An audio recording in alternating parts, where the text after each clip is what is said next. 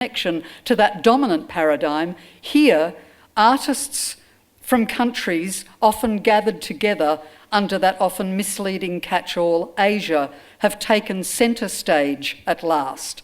For the first time in the specificity of the Asia-Pacific context, this has been dramatically reversed with Asia front and centre. Let's congratulate the IETM on that.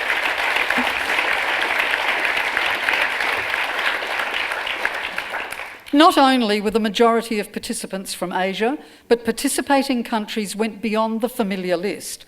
Laos, Cambodia, Indonesia, Southeast Asia was represented here. The Philippines, Sri Lanka, Malaysia, Taiwan, and from Europe too.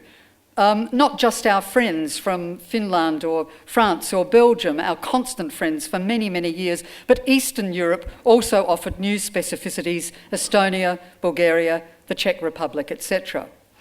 As always, in this session, time isn't going to allow us to report specifically on every moment and every discussion and every great idea that has arisen in these days.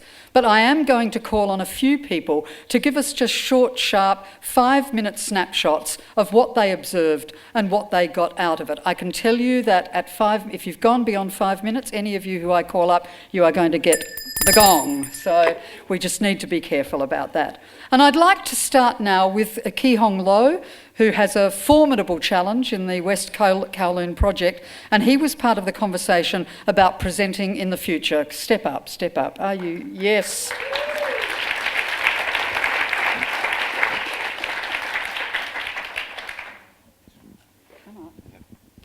Thanks, Robin, and it's hard to follow you as always. Never. As always, darling. I think I just want to echo Robin as well to congratulate ITM and the Australian Council for the Arts, because I was involved in the satellite meetings in Yokohama a couple of years ago, and it was a much more modest group. And to see so many of my colleagues, old and new, was encouraging, was affirming.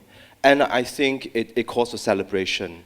And as Robin said, I mean the shift of Asia, and in particular the presence of Southeast Asia in this room, is an important one, at least personally to me, because my own trajectories and my own history has brought me far and wide, and now coming back to, I think, a new location in Hong Kong is both disconcerting, destabilizing, but yet so fascinating. And I think these couple of days, for me, what was at the heart of it was really all of you, people. And I talked about this right at the beginning when we were meeting for On the Move, that we will not be in this room if not because of the relationships